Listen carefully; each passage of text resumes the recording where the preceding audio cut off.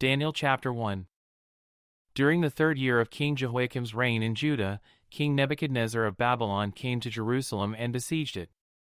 The Lord gave him victory over King Jehoiakim of Judah and permitted him to take some of the sacred objects from the temple of God. So Nebuchadnezzar took them back to the land of Babylonia and placed them in the treasure house of his God. Then the king ordered Ashpenaz, his chief of staff, to bring to the palace some of the young men of Judah's royal family and other noble families who had been brought to Babylon as captives. Select only strong, healthy, and good-looking young men, he said. Make sure they are well versed in every branch of learning, are gifted with knowledge and good judgment, and are suited to serve in the royal palace. Train these young men in the language and literature of Babylon. The king assigned them a daily ration of food and wine from his own kitchens. They were to be trained for 3 years, and then they would enter the royal service. Daniel, Hananiah, Mishael, and Azariah were 4 of the young men chosen, all from the tribe of Judah. The chief of staff renamed them with these Babylonian names. Daniel was called Belteshazzar. Hananiah was called Shadrach. Mishael was called Meshach. Azariah was called Abednego. But Daniel was determined not to defile himself by eating the food and wine given to them by the king.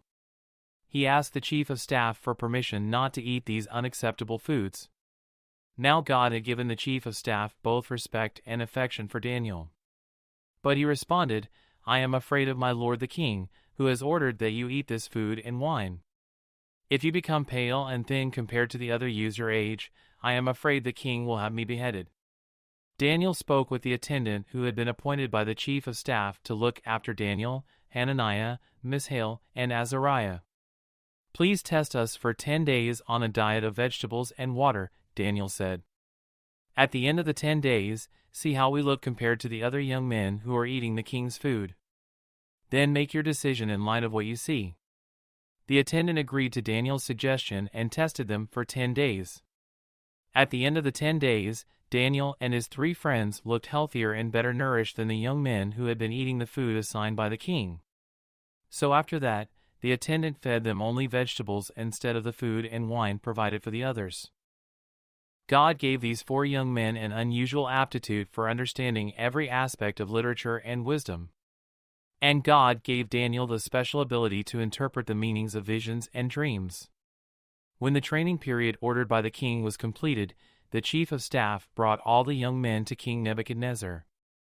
The king talked with them, and no one impressed him as much as Daniel, Hananiah, Mishael, and Azariah. So they entered the royal service. Whenever the king consulted them in any matter requiring wisdom and balanced judgment, he found them 10 times more capable than any of the magicians and enchanters in his entire kingdom. Daniel remained in the royal service until the 1st year of the reign of King Cyrus. Chapter 2. One night during the 2nd year of his reign, Nebuchadnezzar had such disturbing dreams that he couldn't sleep. He called in his magicians, enchanters, sorcerers, and astrologers, and he demanded that they tell him what he had dreamed. As they stood before the king, he said, I have had a dream that deeply troubles me, and I must know what it means. Then the astrologers answered the king in Aramaic, Long live the king! Tell us the dream, and we will tell you what it means. But the king said to the astrologers, I am serious about this. If you don't tell me what my dream was and what it means, you will be torn limb from limb, and your houses will be turned into heaps of rubble. But if you tell me what I dreamed and what the dream means, I will give you many wonderful gifts and honors. Just tell me the dream and what it means. They said again, Please, your majesty. Tell us the dream, and we will tell you what it means. The king replied, I know what you are doing. You're stalling for time because you know I am serious when I say, if you don't tell me the dream, you are doomed. So you have conspired to tell me lies, hoping I will change my mind. But tell me the dream, and then I'll know that you can tell me what it means. The astrologers replied to the king, No one on earth can tell the king his dream. And no king, however great and powerful, has ever asked such a thing of any magician, enchanter, or astrologer. The king's demand is impossible. No one except the gods can tell you your dream, and they do not live here among people. The king was furious when he heard this, and he ordered that all the wise men of Babylon be executed. And because of the king's decree, men were sent to find and kill Daniel and his friends. When Arioch, the commander of the king's guard, came to kill them, Daniel handled the situation with wisdom and discretion. He asked Arioch, "Why has the king issued such a harsh decree?" So Arioch told him all that had happened. Daniel went at once to see the king and requested more time to tell the king what the dream meant. Then Daniel went home and told his friends Hananiah, Mishael, and Azariah what had happened. He urged them to ask the God of heaven to show them his mercy by telling them the secret, so they would not be executed along with the other wise men of Babylon. That night the secret was revealed to Daniel in a vision. Then Daniel praised the God of heaven. He said, "Praise the name of God forever and ever, for he has all wisdom and power. He controls the course of world events, he removes kings and sets up other kings. He gives wisdom to the wise and knowledge to the scholars. He reveals deep and mysterious things and knows what lies hidden in darkness, though he is surrounded by light. I thank and praise you, God of my ancestors, for you have given me wisdom and strength. You have told me what we asked of you and revealed to us what the king demanded." Then Daniel went in to see Arioch, whom the king had ordered to execute the wise men of Babylon. Daniel said to him, "Don't kill the wise men. Take me to the king, and I will tell him the meaning of his dream." Arioch quickly took Daniel to the king and said, "I have found one of the captives from Judah who will tell the king the meaning of his dream." The king said to Daniel, also known as Belteshazzar, "Is this true? Can you tell me what my dream was and what it means?" Daniel replied, "There are no wise men, enchanters, magicians, or fortune-tellers who can reveal the king's secret. But there is a God in heaven who reveals secrets, and he has shown King Nebuchadnezzar what will happen in the future. Now I will tell you your dream and the visions you saw as you lay on your bed. While your majesty was sleeping, you dreamed about coming events. He who reveals secrets has shown you what is going to happen. And it is not because I am wiser than anyone else that I know the secret of your dream, but because God wants you to understand what was in your heart. In your vision, your majesty, you saw standing before you a huge, shining statue of a man. It was a frightening sight. The head of the statue was made of fine gold. Its chest and arms were silver, its belly and thighs were bronze, its legs were iron, and its feet were a combination of iron and baked clay. As you watched, a rock was cut from a mountain, but not by human hands. It struck the feet of iron and clay, smashing them to bits. The whole statue was crushed into small pieces of iron, clay, bronze, silver, and gold. Then the wind blew them away without a trace, like chaff on a threshing floor. But the rock that knocked the statue down became a great mountain that covered the whole earth. That was the dream. Now we will tell the king what it means. Your Majesty, you are the greatest of kings. The God of heaven has given you sovereignty, power, strength, and honor. He has made you the ruler over all the inhabited world and has put even the wild animals and birds under your control. You are the head of gold. But after your kingdom comes to an end, another kingdom, inferior to yours, will rise to take your place. After that kingdom has fallen, yet a third kingdom, represented by bronze, will rise to rule the world. Following that kingdom, there will be a fourth one, as strong as iron. That kingdom will smash and crush all previous empires, just as iron smashes and crushes everything it strikes.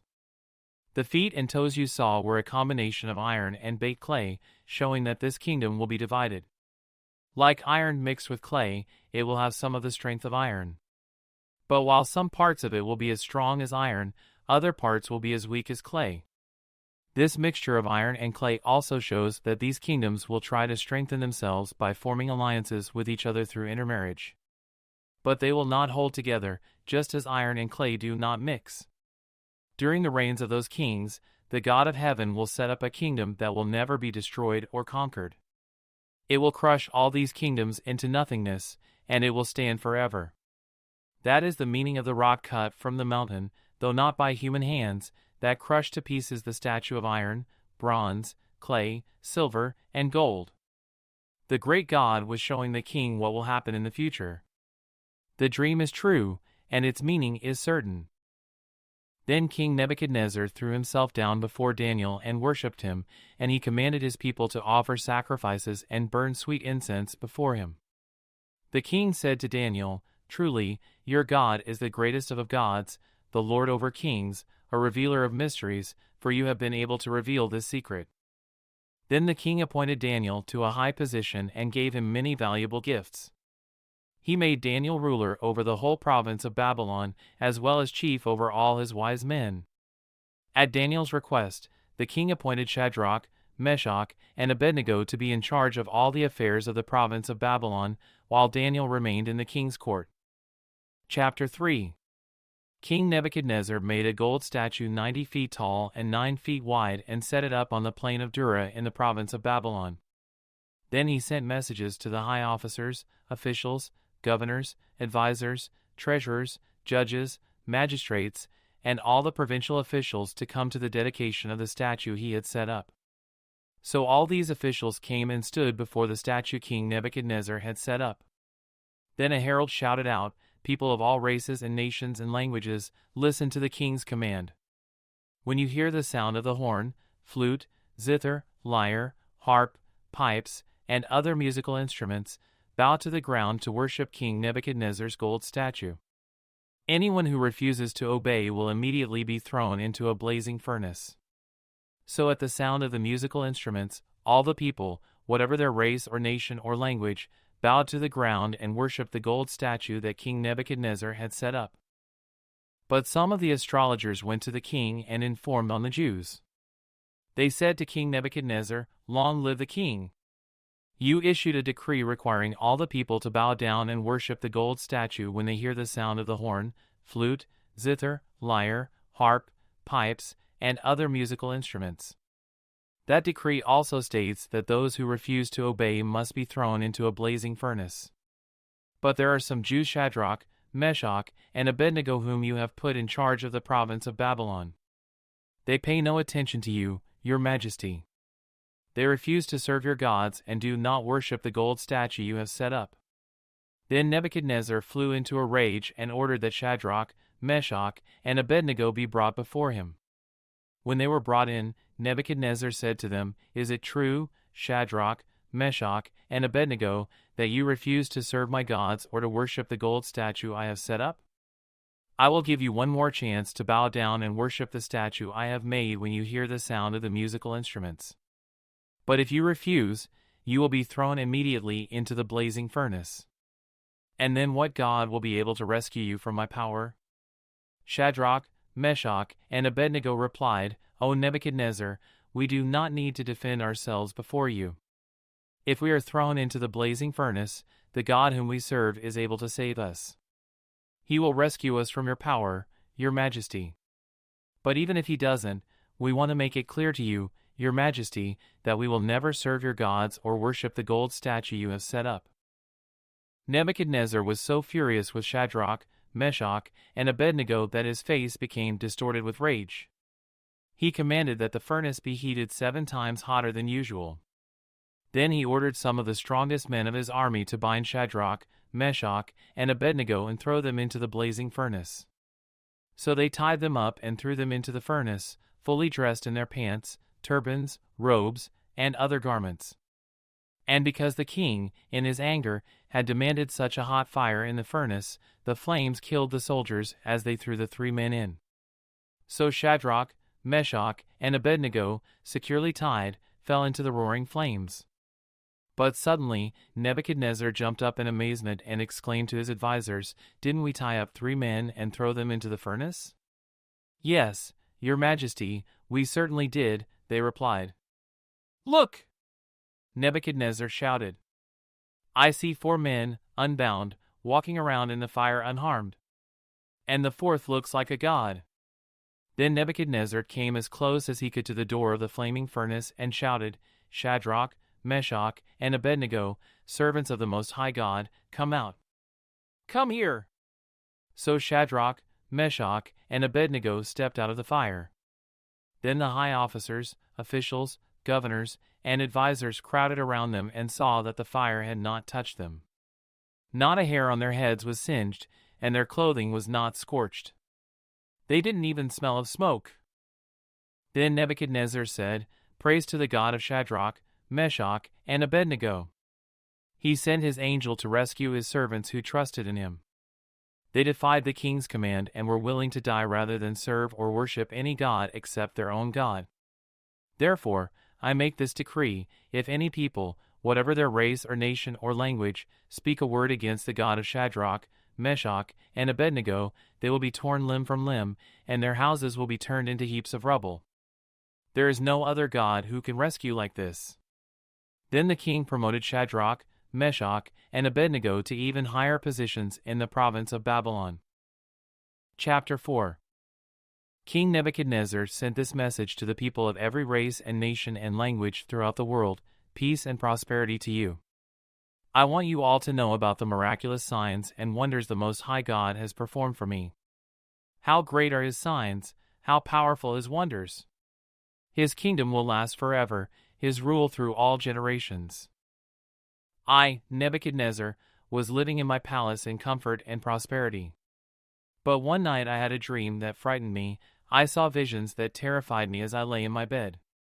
So I issued an order calling in all the wise men of Babylon so they could tell me what my dream meant. When all the magicians, enchanters, astrologers, and fortune-tellers came in, I told them the dream, but they could not tell me what it meant. At last Daniel came in before me, and I told him the dream. He was named Belteshazzar after my God, and the spirit of the holy gods is in him. I said to him, "Belteshazzar, chief of the magicians, I know that the spirit of the holy gods is in you and that no mystery is too great for you to solve. Now tell me what my dream means." While I was lying in my bed, this is what I dreamed. I saw a large tree in the middle of the earth. The tree grew very tall and strong, reaching high into the heavens for all the world to see. It had fresh green leaves, and it was loaded with fruit for all to eat. Wild animals lived in its shade, and birds nested in its branches. All the world was fed from this tree. Then as I lay there dreaming, I saw a messenger, a holy one, coming down from heaven. The messenger shouted, "Cut down the tree and lop off its branches. Shake off its leaves and scatter its fruit. Chase the wild animals from its shade and the birds from its branches. But leave the stump and the roots in the ground, bound with a band of iron and bronze and surrounded by tender grass. Now let him be drenched with the dew of heaven, and let him live with the wild animals among the plants of the field. For 7 periods of time, let him have the mind of a wild animal instead of the mind of a human. For this has been decreed by the messengers, it is commanded by the holy ones, so that everyone may know that the Most High rules over the kingdoms of the world. He gives them to anyone he chooses, even to the lowliest of people. Belteshazzar, that was the dream that I, King Nebuchadnezzar, had. Now tell me what it means, for none of the wise men of my kingdom can do so. But you can tell me because the spirit of the holy gods is in you." Upon hearing this, Daniel, also known as Belteshazzar, was overcome for a time, frightened by the meaning of the dream. Then the king said to him, "Belteshazzar, don't be alarmed by the dream and what it means." Belteshazzar replied, "I wish the events foreshadowed in this dream would happen to your enemies, my lord, and not to you. The tree you saw was growing very tall and strong, reaching high into the heavens for all the world to see. It had fresh green leaves and was loaded with fruit for all to eat. Wild animals lived in its shade, and birds nested in its branches. That tree, your majesty, is you. For you have grown strong and great, your greatness reaches up to heaven, and your rule to the ends of the earth." Then you saw a messenger, a holy one, coming down from heaven and saying, "Cut down the tree and destroy it. But leave the stump and the roots in the ground, bound with a band of iron and bronze and surrounded by tender grass. Let him be drenched with the dew of heaven. Let him live with the animals of the field for 7 periods of time. This is what the dream means, your majesty, and what the Most High has declared will happen to my lord the king. You will be driven from human society, and you will live in the fields with the wild animals. You will eat grass like a cow, and you will be drenched with the dew of heaven. 7 periods of time will pass while you live this way, until you learn that the Most High rules over the kingdoms of the world and gives them to anyone he chooses. But the stump and roots of the tree were left in the ground. This means that you will receive your kingdom back again when you have learned that heaven rules. King Nebuchadnezzar, please accept my advice. Stop sinning and do what is right. Break from your wicked past and be merciful to the poor. Perhaps then you will continue to prosper. But all these things did happen to King Nebuchadnezzar. 12 months later he was taking a walk on the flat roof of the royal palace in Babylon. As he looked out across the city, he said, "Look at this great city of Babylon. By my own mighty power, I have built this beautiful city as my royal residence to display my majestic splendor." While these words were still in his mouth, a voice called down from heaven, "O King Nebuchadnezzar, this message is for you.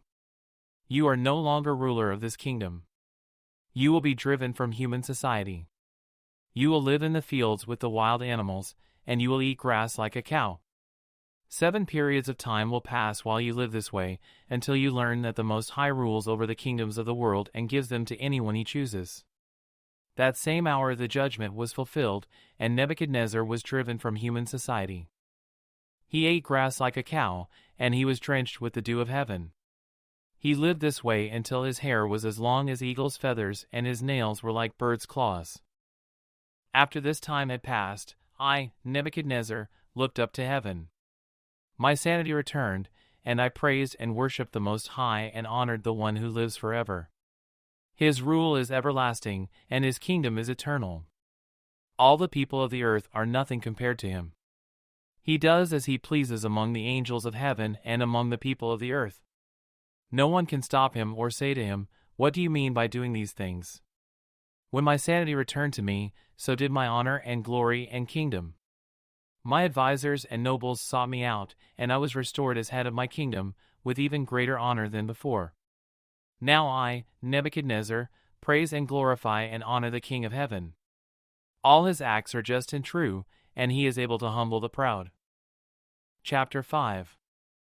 Many years later King Belshazzar gave a great feast for 1,000 of his nobles, and he drank wine with them. While Belshazzar was drinking the wine, he gave orders to bring in the gold and silver cups that his predecessor, Nebuchadnezzar, had taken from the temple in Jerusalem. He wanted to drink from them with his nobles, his wives, and his concubines. So they brought these gold cups taken from the temple, the house of God in Jerusalem, and the king and his nobles, his wives, and his concubines drank from them. While they drank from them they praised their idols made of gold, silver, bronze, iron, wood, and stone. Suddenly, they saw the fingers of a human hand writing on the plaster wall of the king's palace, near the lampstand. The king himself saw the hand as it wrote, and his face turned pale with fright. His knees knocked together in fear and his legs gave way beneath him. The king shouted for the enchanters, astrologers, and fortune-tellers to be brought before him. He said to these wise men of Babylon, "Whoever can read this writing and tell me what it means will be dressed in purple robes of royal honor and will have a gold chain placed around his neck. He will become the third highest ruler in the kingdom." But when all the king's wise men had come in, none of them could read the writing or tell him what it meant. So the king grew even more alarmed, and his face turned pale. His nobles, too, were shaken. But when the queen mother heard what was happening, she hurried to the banquet hall. She said to Belshazzar, "Long live the king! Don't be so pale and frightened. There is a man in your kingdom who has within him the spirit of the holy gods." During Nebuchadnezzar's reign, this man was found to have insight, understanding, and wisdom like that of the gods. Your predecessor, King Nebuchadnezzar, made him chief over all the magicians, enchanters, astrologers, and fortune-tellers of Babylon. This man Daniel, whom the king named Belteshazzar, has exceptional ability and is filled with divine knowledge and understanding. He can interpret dreams, explain riddles, and solve difficult problems. Call for Daniel, and he will tell you what the writing means. So Daniel was brought in before the king. The king asked him, "Are you Daniel, one of the exiles brought from Judah by my predecessor, King Nebuchadnezzar?" I have heard that you have the spirit of the gods within you and that you are filled with insight, understanding, and wisdom. My wise men and enchanters have tried to read the words on the wall and tell me their meaning, but they cannot do it.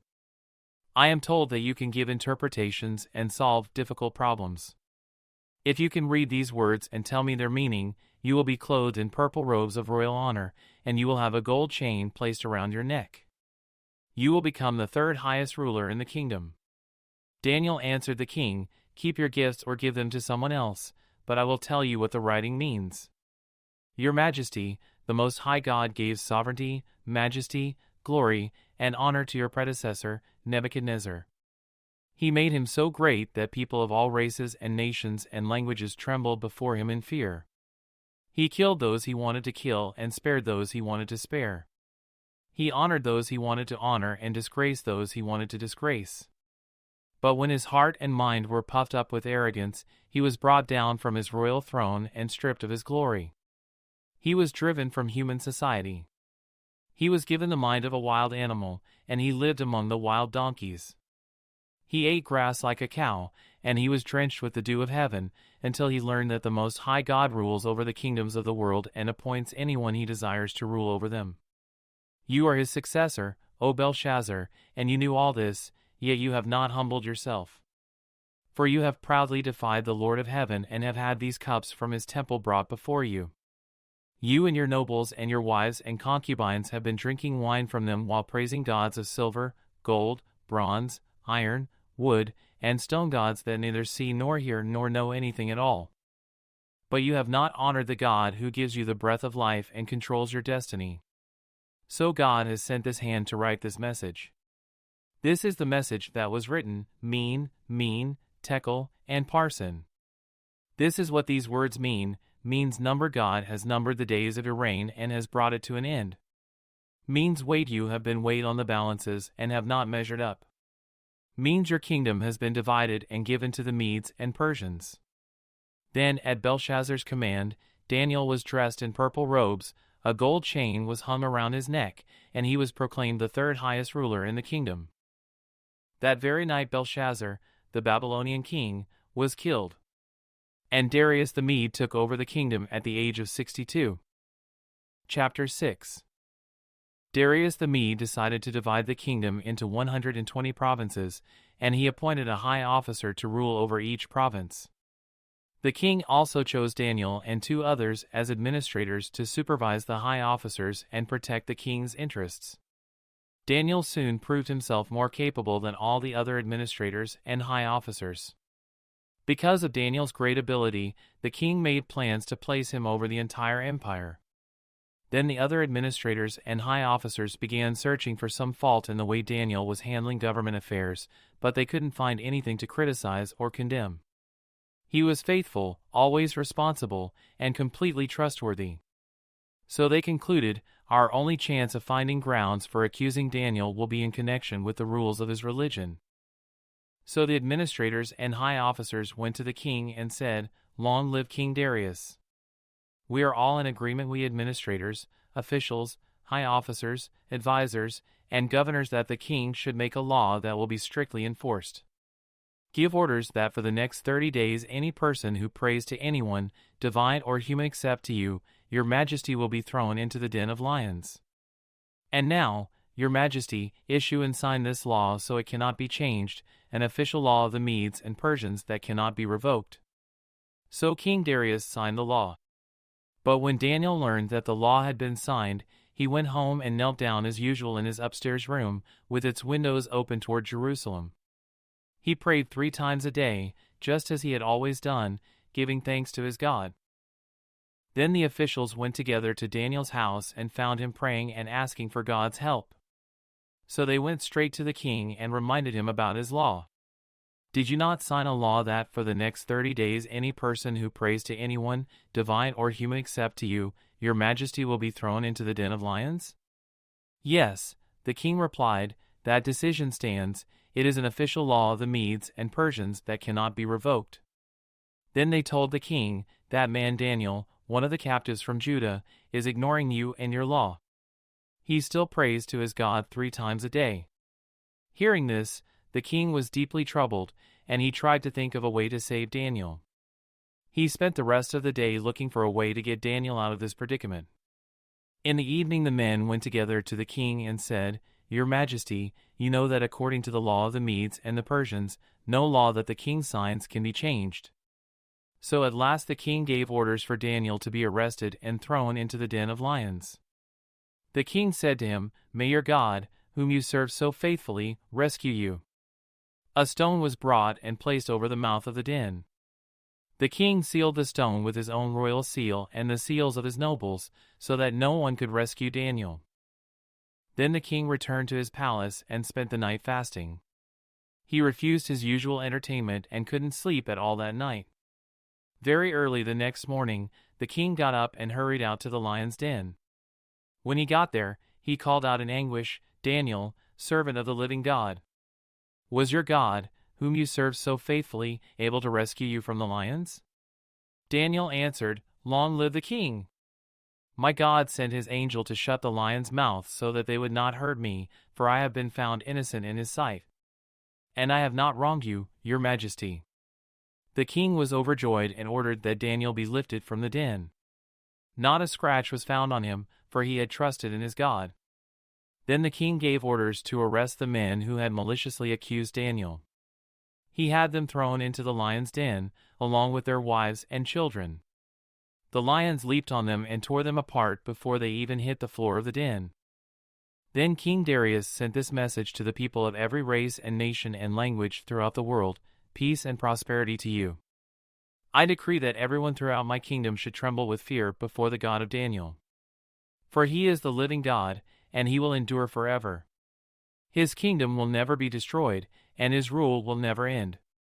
He rescues and saves his people. He performs miraculous signs and wonders in the heavens and on earth. He has rescued Daniel from the power of the lions." So Daniel prospered during the reign of Darius and the reign of Cyrus the Persian. Chapter 7. Earlier, during the first year of King Belshazzar's reign in Babylon, Daniel had a dream and saw visions as he lay in his bed. He wrote down the dream, and this is what he saw. "In my vision that night, I, Daniel, saw a great storm churning the surface of a great sea, with strong winds blowing from every direction. Then 4 huge beasts came up out of the water, each different from the others. The first beast was like a lion with eagle's wings. As I watched, its wings were pulled off, and it was left standing with its 2 hind feet on the ground, like a human being. And it was given a human mind. Then I saw a second beast, and it looked like a bear. It was rearing up on one side, and it had 3 ribs in its mouth between its teeth. And I heard a voice saying to it, 'Get up. Devour the flesh of many people.' Then the third of these strange beasts appeared, and it looked like a leopard. It had 4 birds' wings on its back, and it had 4 heads. Great authority was given to this beast. Then in my vision that night, I saw a 4th beast, terrifying, dreadful, and very strong. It devoured and crushed its victims with huge iron teeth and trampled their remains beneath its feet. It was different from any of the other beasts, and it had 10 horns. As I was looking at the horns, suddenly another small horn appeared among them. 3 of the first horns were torn out by the roots to make room for it. This little horn had eyes like human eyes and a mouth that was boasting arrogantly. I watched as thrones were put in place and the Ancient One sat down to judge. His clothing was as white as snow, his hair like purest wool. He sat on a fiery throne with wheels of blazing fire, and a river of fire was pouring out, flowing from his presence. Millions of angels ministered to him, many millions stood to attend him. Then the court began its session, and the books were opened. I continued to watch because I could hear the little horn's boastful speech. I kept watching until the 4th beast was killed and its body was destroyed by fire. The other 3 beasts had their authority taken from them, but they were allowed to live a while longer. As my vision continued that night, I saw someone like a son of man coming with the clouds of heaven. He approached the Ancient One and was led into his presence. He was given authority, honor, and sovereignty over all the nations of the world, so that people of every race and nation and language would obey him. His rule is eternal, it will never end. His kingdom will never be destroyed. I, Daniel, was troubled by all I had seen, and my visions terrified me.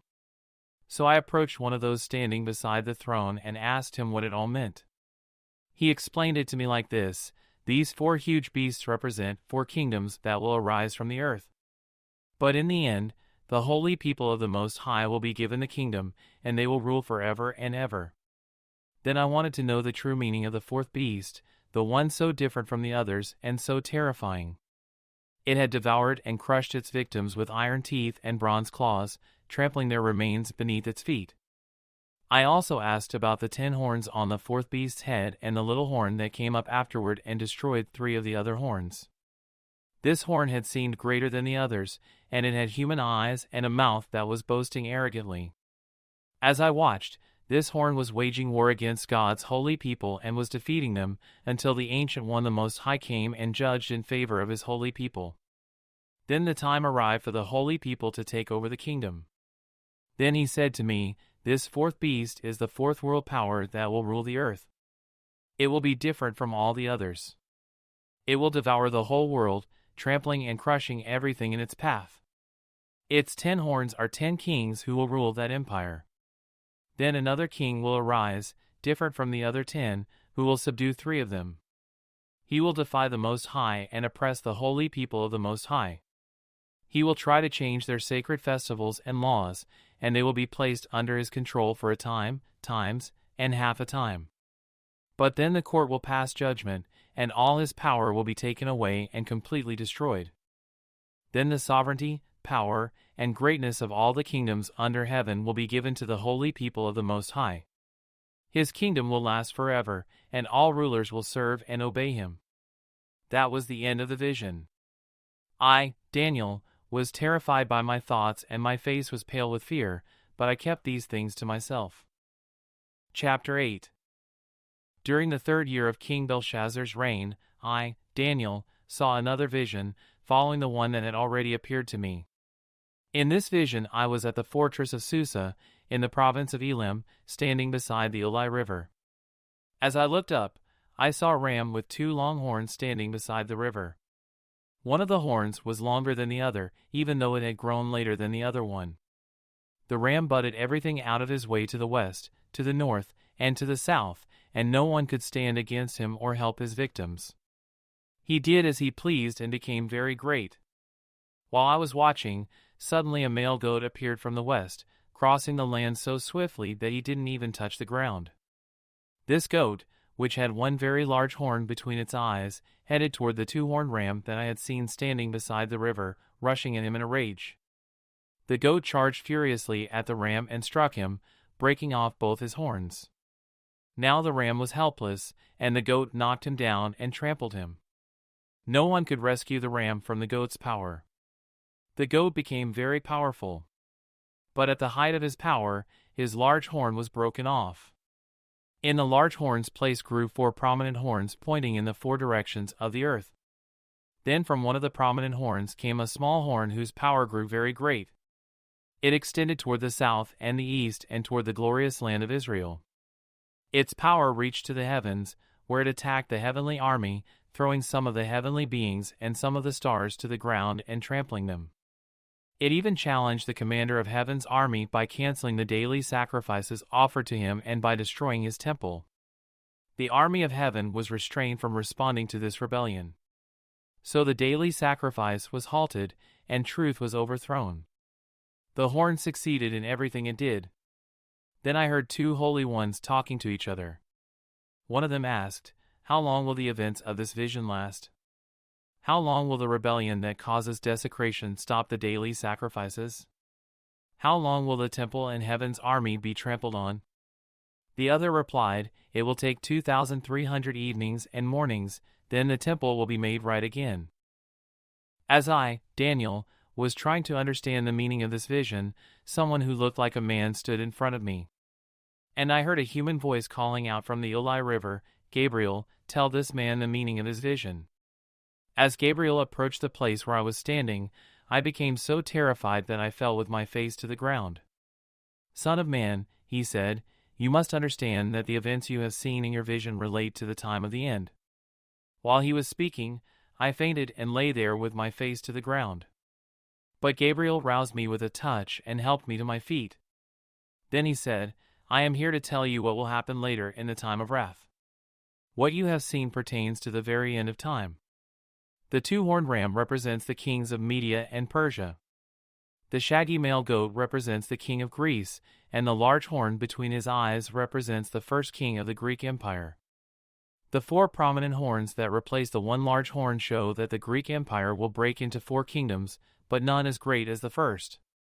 At the end of their rule, when their sin is at its height, a fierce king, a master of intrigue, will rise to power. He will become very strong, but not by his own power. He will cause a shocking amount of destruction and succeed in everything he does. He will destroy powerful leaders and devastate the holy people. He will be a master of deception and will become arrogant. He will destroy many without warning. He will even take on the prince of princes in battle, but he will be broken, though not by human power. This vision about the 2,300 evenings and mornings is true. But none of these things will happen for a long time, so keep this vision a secret. Then I, Daniel, was overcome and lay sick for several days. Afterward I got up and performed my duties for the king, but I was greatly troubled by the vision and could not understand it. Chapter 9. It was the first year of the reign of Darius the Mede, the son of Ahasuerus, who became king of the Babylonians. During the first year of his reign, I, Daniel, learned from reading the word of the Lord, as revealed to Jeremiah the prophet, that Jerusalem must lie desolate for 70 years. So I turned to the Lord God and pleaded with him in prayer and fasting.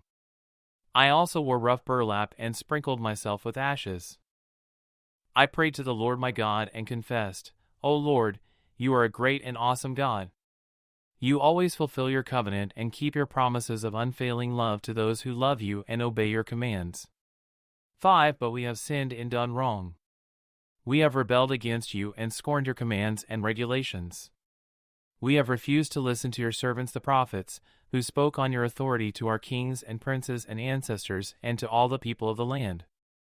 Lord, you are in the right, but as you see, our faces are covered with shame.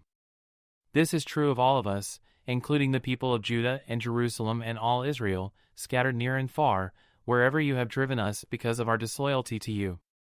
O Lord, we and our kings, princes, and ancestors are covered with shame because we have sinned against you.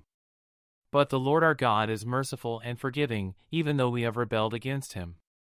We have not obeyed the Lord our God, for we have not followed the instructions he gave us through his servants the prophets. All Israel has disobeyed your instruction and turned away, refusing to listen to your voice. So now the solemn curses and judgments written in the law of Moses, the servant of God, have been poured down on us because of our sin. You have kept your word and done to us and our rulers exactly as you warned. Never has there been such a disaster as happened in Jerusalem. Every curse written against us in the law of Moses has come true. Yet we have refused to seek mercy from the Lord our God by turning from our sins and recognizing his truth. Therefore, the Lord has brought upon us the disaster he prepared. The Lord our God was right to do all of these things, for we did not obey him. O Lord our God, you brought lasting honor to your name by rescuing your people from Egypt in a great display of power. But we have sinned and are full of wickedness. In view of all your faithful mercies, Lord, please turn your furious anger away from your city Jerusalem, your holy mountain. All the neighboring nations mock Jerusalem and your people because of our sins and the sins of our ancestors. O our God, hear your servant's prayer. Listen as I plead. For your own sake, Lord, smile again on your desolate sanctuary. O my God, lean down and listen to me. Open your eyes and see our despair. See how your city, the city that bears your name, lies in ruins. We make this plea not because we deserve help, but because of your mercy. O Lord, hear. O Lord, forgive. O Lord, listen and act. For your own sake, do not delay, O my God, for your people and your city bear your name. I went on praying and confessing my sin and the sin of my people, pleading with the Lord my God for Jerusalem, his holy mountain. As I was praying, Gabriel, whom I had seen in the earlier vision, came swiftly to me at the time of the evening sacrifice. He explained to me, Daniel, I have come here to give you insight and understanding. The moment you began praying, a command was given. And now I am here to tell you what it was, for you are very precious to God. Listen carefully so that you can understand the meaning of your vision. A period of 70 sets of 7 has been decreed for your people and your holy city to finish their rebellion, to put an end to their sin, to atone for their guilt, to bring in everlasting righteousness, to confirm the prophetic vision, and to anoint the most holy place. Now listen and understand. 7 sets of 7 plus 62 sets of 7 will pass from the time the command is given to rebuild Jerusalem until a ruler, the Anointed One, comes. Jerusalem will be rebuilt with streets and strong defenses, despite the perilous times. After this period of 62 sets of 7, the Anointed One will be killed, appearing to have accomplished nothing, and a ruler will arise whose armies will destroy the city and the temple. The end will come with a flood, and war and its miseries are decreed from that time to the very end. The ruler will make a treaty with the people for a period of 1 set of 7, but after half this time, he will put an end to the sacrifices and offerings. And as a climax to all his terrible deeds, he will set up a sacrilegious object that causes desecration, until the fate decreed for this defiler is finally poured out on him. Chapter 10. In the 3rd year of the reign of King Cyrus of Persia, Daniel, also known as Belteshazzar, had another vision. He understood that the vision concerned events certain to happen in the future times of war and great hardship. When this vision came to me, I, Daniel, had been in mourning for 3 whole weeks. All that time I had eaten no rich food. No meat or wine crossed my lips, and I used no fragrant lotions until those 3 weeks had passed. On April 23rd, as I was standing on the bank of the great Tigris River, I looked up and saw a man dressed in linen clothing, with a belt of pure gold around his waist. His body looked like a precious gem. His face flashed like lightning, and his eyes flamed like torches. His arms and feet shone like polished bronze, and his voice roared like a vast multitude of people. Only I, Daniel, saw this vision. The men with me saw nothing, but they were suddenly terrified and ran away to hide. So I was left there all alone to see this amazing vision. My strength left me, my face grew deathly pale, and I felt very weak. Then I heard the man speak, and when I heard the sound of his voice, I fainted and lay there with my face to the ground. Just then a hand touched me and lifted me, still trembling, to my hands and knees. And the man said to me, Daniel, you are very precious to God, so listen carefully to what I have to say to you. Stand up, for I have been sent to you. When he said this to me, I stood up, still trembling. Then he said, Don't be afraid, Daniel. Since the first day you began to pray for understanding and to humble yourself before your God, your request has been heard in heaven. I have come in answer to your prayer. But for 21 days the spirit prince of the kingdom of Persia blocked my way. Then Michael, one of the archangels, came to help me, and I left him there with the spirit prince of the kingdom of Persia. Now I am here to explain what will happen to your people in the future, for this vision concerns a time yet to come. While he was speaking to me, I looked down at the ground, unable to say a word. Then the one who looked like a man touched my lips, and I opened my mouth and began to speak. I said to the one standing in front of me, I am filled with anguish because of the vision I have seen, my Lord, and I am very weak. How can someone like me, your servant, talk to you, my Lord? My strength is gone, and I can hardly breathe. Then the one who looked like a man touched me again, and I felt my strength returning. Don't be afraid, he said, for you are very precious to God. Peace! Be encouraged. Be strong. As he spoke these words to me, I suddenly felt stronger and said to him, Please speak to me, my Lord, for you have strengthened me. He replied, Do you know why I have come? Soon I must return to fight against the spirit prince of the kingdom of Persia, and after that the spirit prince of the kingdom of Greece will come. Meanwhile, I will tell you what is written in the book of truth. No one helps me against these spirit princes except Michael, your spirit prince. Chapter 11. I have been standing beside Michael to support and strengthen him since the 1st year of the reign of Darius the Mede. Now then, I will reveal the truth to you. 3 more Persian kings will reign, to be succeeded by a fourth, far richer than the others. He will use his wealth to stir up everyone to fight against the kingdom of Greece. Then a mighty king will rise to power who will rule with great authority and accomplish everything he sets out to do. But at the height of his power, his kingdom will be broken apart and divided into 4 parts. It will not be ruled by the king's descendants, nor will the kingdom hold the authority it once had. For his empire will be uprooted and given to others. The king of the south will increase in power, but one of his own officials will become more powerful than he and will rule his kingdom with great strength. Some years later an alliance will be formed between the king of the north and the king of the south. The daughter of the king of the south will be given in marriage to the king of the north to secure the alliance, but she will lose her influence over him, and so will her father.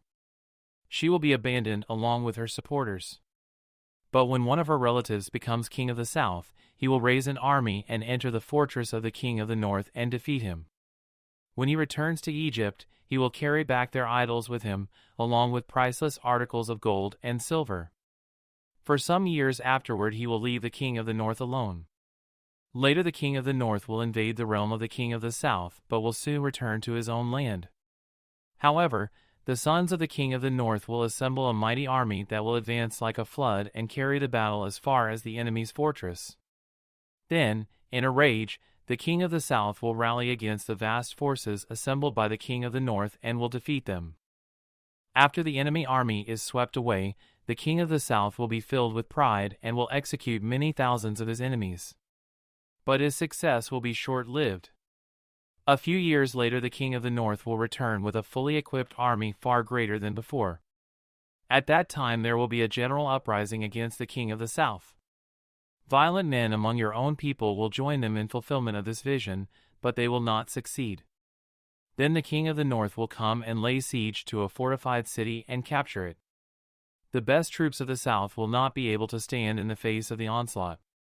The king of the north will march onward unopposed, none will be able to stop him.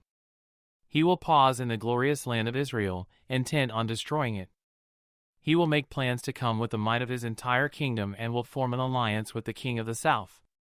He will give him a daughter in marriage in order to overthrow the kingdom from within, but his plan will fail. After this, he will turn his attention to the coastland and conquer many cities. But a commander from another land will put an end to his insolence and cause him to retreat in shame. He will take refuge in his own fortresses, but will stumble and fall and be seen no more. His successor will send out a tax collector to maintain the royal splendor. But after a very brief reign, he will die, though not from anger or in battle. The next to come to power will be a despicable man who is not in line for royal succession. He will slip in when least expected and take over the kingdom by flattery and intrigue. Before him great armies will be swept away, including a covenant prince. With deceitful promises, he will make various alliances. He will become strong despite having only a handful of followers. Without warning he will enter the richest areas of the land. Then he will distribute among his followers the plunder and wealth of the rich, something his predecessors had never done. He will plot the overthrow of strongholds, but this will last for only a short while. Then he will stir up his courage and raise a great army against the king of the south. The king of the south will go to battle with a mighty army, but to no avail, for there will be plots against him. His own household will cause his downfall. His army will be swept away, and many will be killed. Seeking nothing but each other's harm, these kings will plot against each other at the conference table, attempting to deceive each other. But it will make no difference, for the end will come at the appointed time. The king of the north will then return home with great riches. On the way he will set himself against the people of the Holy Covenant, doing much damage before continuing his journey.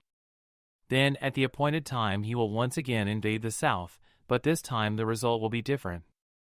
For warships from western coastlands will scare him off, and he will withdraw and return home.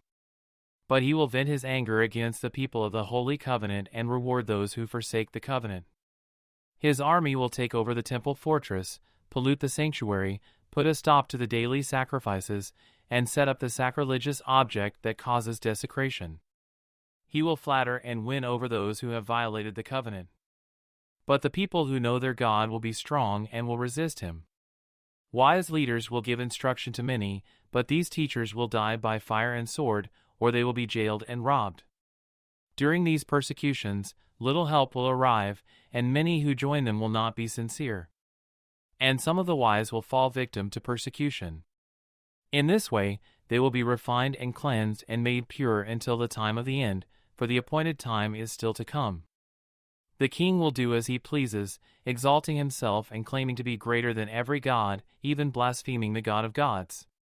He will succeed, but only until the time of wrath is completed. For what has been determined will surely take place. He will have no respect for the gods of his ancestors, or for the God loved by women, or for any other god, for he will boast that he is greater than them all. Instead of these, he will worship the god of fortresses, a god his ancestors never knew, and lavish on him gold, silver, precious stones, and expensive gifts. Claiming this foreign god's help, he will attack the strongest fortresses. He will honor those who submit to him, appointing them to positions of authority and dividing the land among them as their reward. Then, at the time of the end, the king of the south will attack the king of the north. The king of the north will storm out with chariots, charioteers, and a vast navy. He will invade various lands and sweep through them like a flood. He will enter the glorious land of Israel, and many nations will fall, but Moab, Edom, and the best part of Ammon will escape. He will conquer many countries, and even Egypt will not escape. He will gain control over the gold, silver, and treasures of Egypt, and the Libyans and Ethiopians will be his servants. But then news from the east and the north will alarm him, and he will set out in great anger to destroy and obliterate many. He will stop between the glorious holy mountain and the sea and will pitch his royal tents. But while he is there, his time will suddenly run out, and no one will help him. Chapter 12. At that time Michael, the archangel who stands guard over your nation, will arise.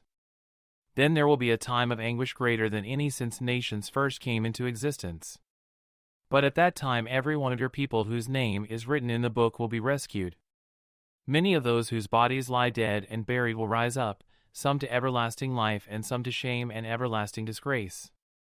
Those who are wise will shine as bright as the sky, and those who lead many to righteousness will shine like the stars forever. But you, Daniel, keep this prophecy a secret, seal up the book until the time of the end, when many will rush here and there, and knowledge will increase.